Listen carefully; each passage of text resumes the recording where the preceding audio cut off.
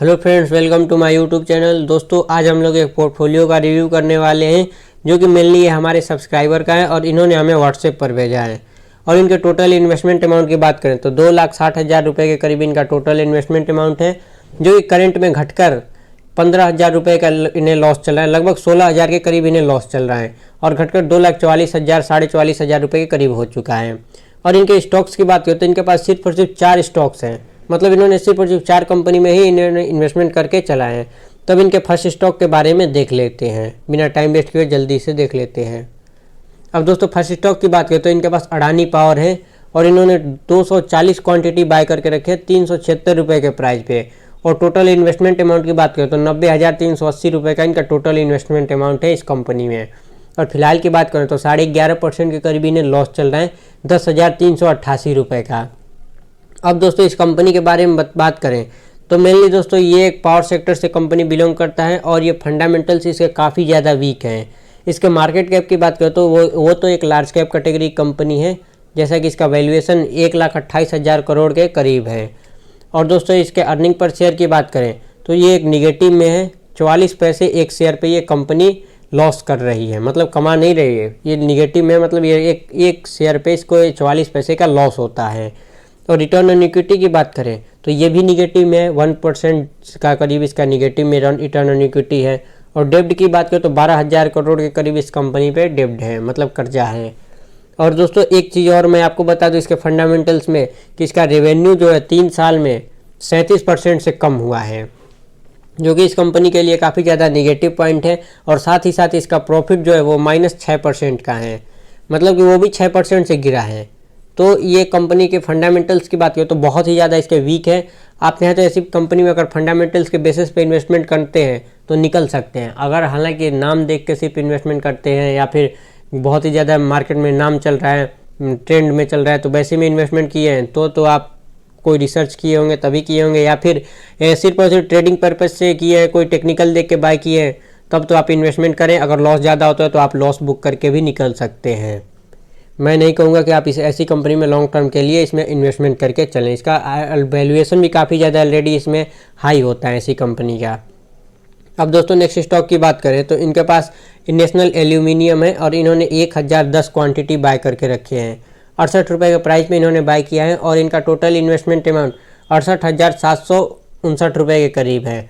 और फिलहाल की बात करें तो 2.5% के करीब इन्हें इसमें प्रॉफिट चल रहा है 1,688 रुपये का। अब दोस्तों, इस कंपनी के बारे में बात करें तो मेनली ये गवर्नमेंट कंपनी है और इनका मार्केट कैप की बात करें तो 12,800 के करीब इसका 800 के करोड़ के करीब इसका मार्केट कैप है। और इस कंपनी पर डेब्ट की बात करें तो ये एक ऑलमोस्ट डेब्ट फ्री कंपनी है, सिर्फ और सिर्फ 20 करोड़ का कर्जा है, जो कि इस कंपनी के लिए ना के बराबर है। हम लोग इसलिए इसे डेब्ट फ्री ही कंसीडर करेंगे।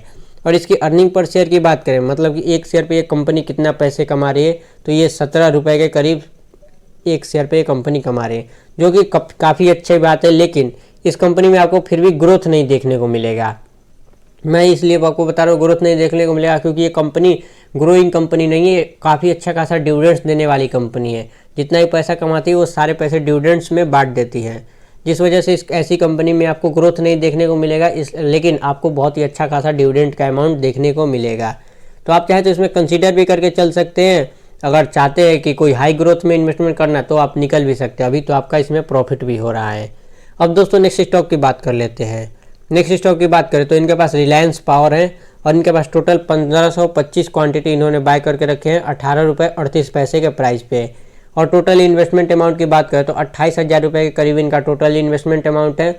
और करेंट में इन्हें 13% के करीब इन्हें लॉस चल रहा है, 3625 रुपये का इनका टोटल लॉस अमाउंट है। अब दोस्तों, इस कंपनी के फंडामेंटल्स की बात करें तो सबसे पहले इस कंपनी का मार्केट कैप जान लेते हैं, जो कि 5491 करोड़ का है, जो कि एक स्मॉल कैप कंपनी है।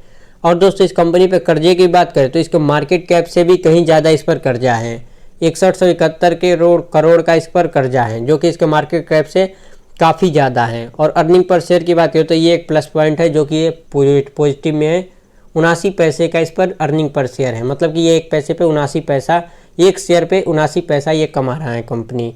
और दोस्तों, इसके प्रॉफिट की ग्रोथ की बात करें तो काफ़ी ज़्यादा निगेटिव में 601% का निगेटिव है, मतलब कि इसे 601 गुना इस कंपनी को लॉस हो रहा है। तो आप चाहे तो ऐसी कंपनी में से निकल सकते हैं, क्योंकि ये काफ़ी ज़्यादा लॉस मेकिंग कंपनी है और इसने इन्वेस्टर्स का पैसा डुबाया ही है।